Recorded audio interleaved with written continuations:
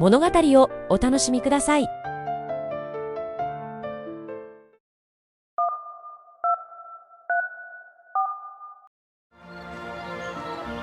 Once upon a time, in a land far, far away, a kingdom was prospering.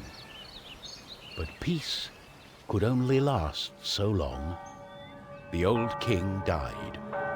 With no descendant to the throne, the kingdom fell into chaos. Lust for power blinded warriors and wizards alike. New kings emerged, only to fall the next day. But the madness of men would soon be overshadowed by a far greater evil. The magic that once gave life and good fortune had transformed into something sinister. One by one, grave by grave, the dead began to rise, feeding off the energy that grew stronger with each passing night. Fear spread throughout the kingdom, and it was soon abandoned.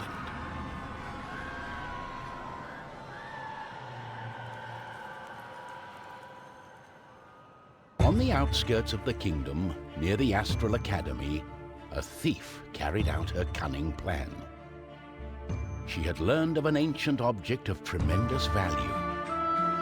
The Astral Academy, left to rot in the face of the terrible enemy, had no one to keep the treasure safe.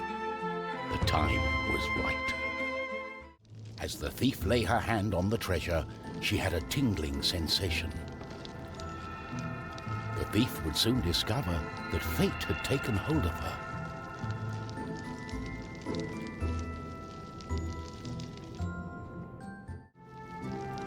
My darling, why the painful look on such a pretty face? What is this object you're holding on to? How did you get here?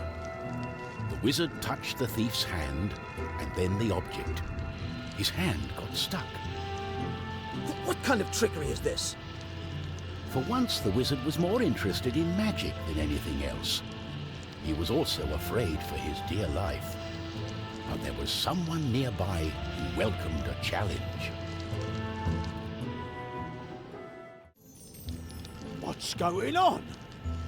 The knight joined in, taking a firm grip of the object's third side, in a way that only a mighty warrior can. Oh no, this doesn't bode well.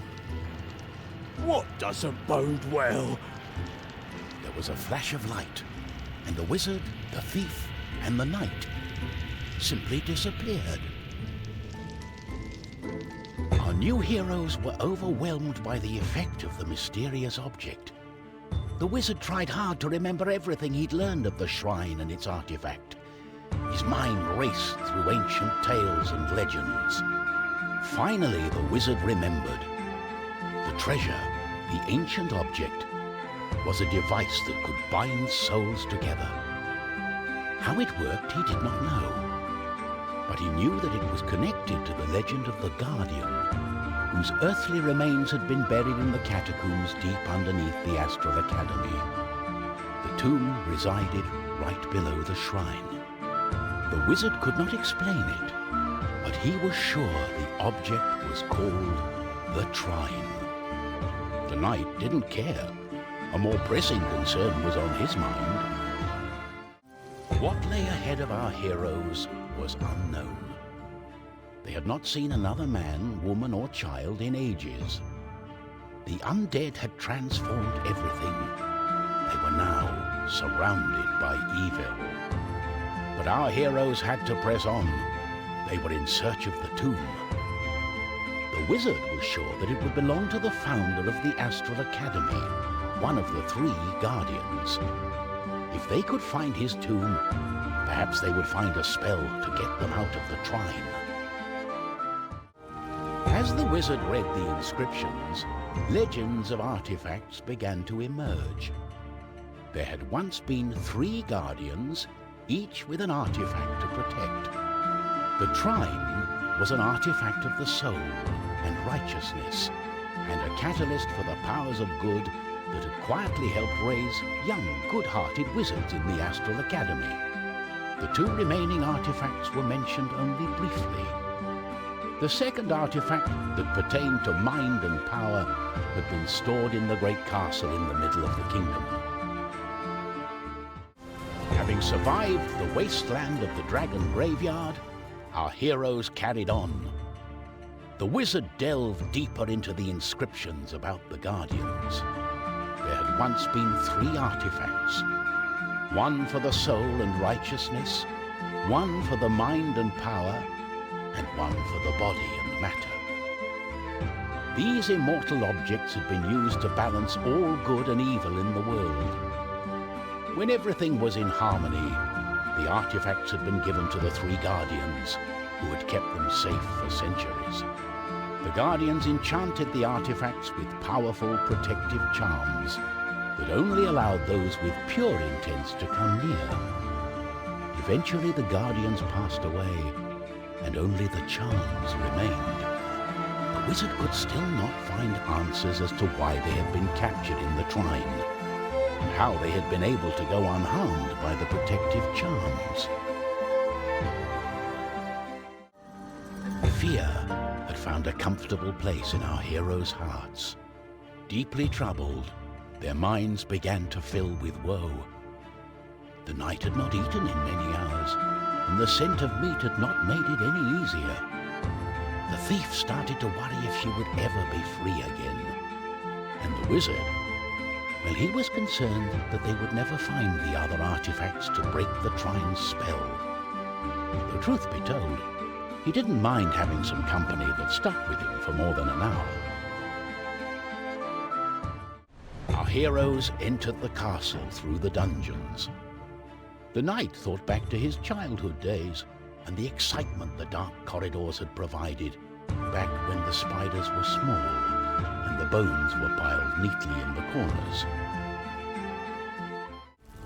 The second artifact, that of mind and power, had protected the castle and given strength to the king and his men. But the artifact was also protected by powerful charms, and only minds with pure thoughts could touch it. Over the decades, many kings and knights had tried to approach the artifact, to no avail. The legend foretold that one day a hero of pure mind and justified intent would come and claim the artifact. But as our heroes came through the castle door, they realized that the undead had seized everything in the castle. This once magnificent place had been transformed into a place of terror. With great enthusiasm, the wizard absorbed the contents of the king's journal. Of particular interest were the last pages. The king told of how they had found the ancient ruins, abandoned long ago. Statues of virtue and architecture beyond imagination had clearly impressed the old king. The king's journal did not contain much on the artifacts, but the vivid descriptions matched the signs on the tomb of the first Guardian. In legend, there exists a place that the Guardians had called their home. If this was true, and the ruins were the origin of the artifacts, our heroes might finally get some answers. The journal had carefully mapped out the location of the ruins. It was in the middle of the forest, a long distance away. Our heroes began to follow the directions in the king's journal. At the edge of the forest, the thief felt a strange sensation, a warm feeling in her heart. The night came so very fast, ushered by the forces of evil. It was only a matter of time before the inevitable would happen, but for now, the forest stood strong against the invaders, perhaps because the artifacts had been created nearby. There was hope yet. Finally, the darkness subsided, and our heroes were relieved to find themselves in the light again. The thief quietly surveyed her new surroundings.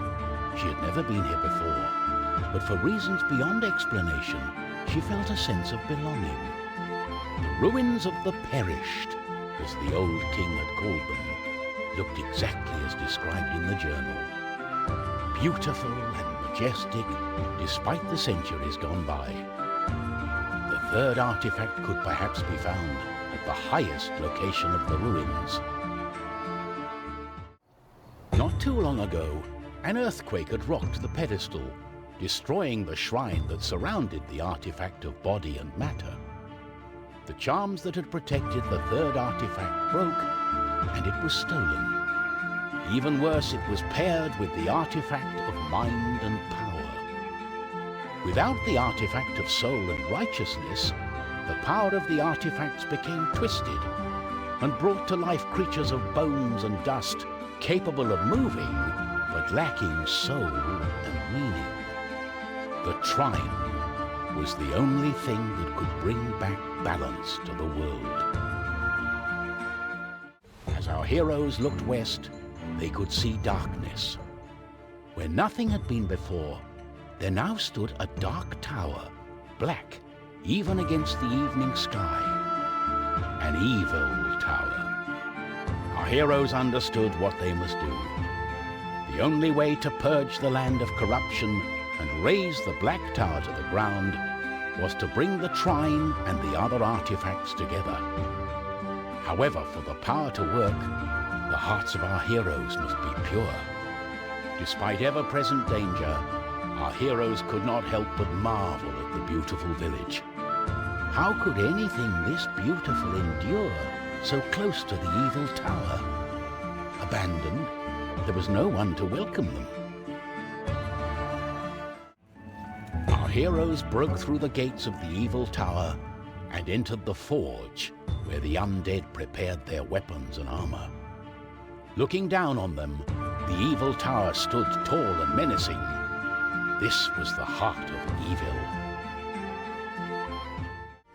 As our heroes climbed the stairs, a terrible coldness chilled them to the bone, and the sounds of the forge faded. It was quiet, too quiet, and then they heard the voice.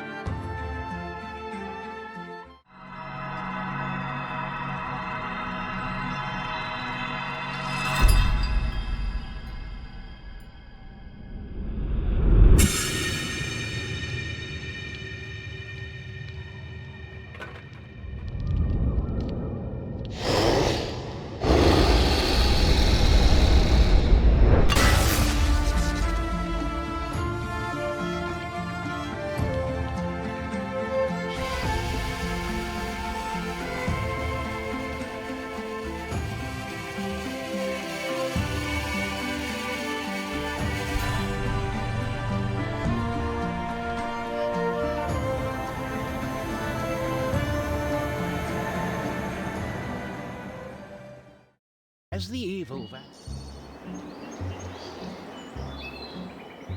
the artifact slowly restored the balance of the world. Life and its joys returned to the kingdom.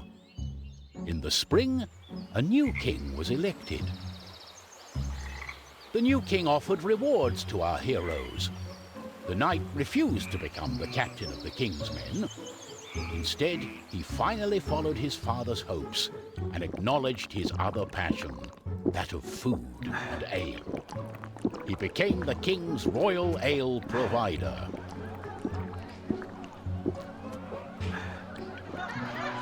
The thief was offered riches beyond her wildest dreams, but she felt a longing to go back to the forest ruins.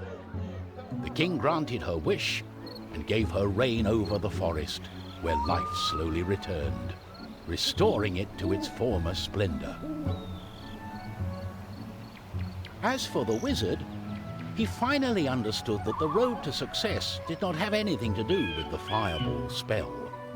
He wasn't sure what it was, but saving the kingdom certainly helped. After being married a few years to a lady named Margaret, she gave birth to triplets. A charmed moment, many said. We also do not know whether the father felt pride, shame, or both, when each of his children mastered the fireball before the age of 1. But despite everything, they all lived happily ever after.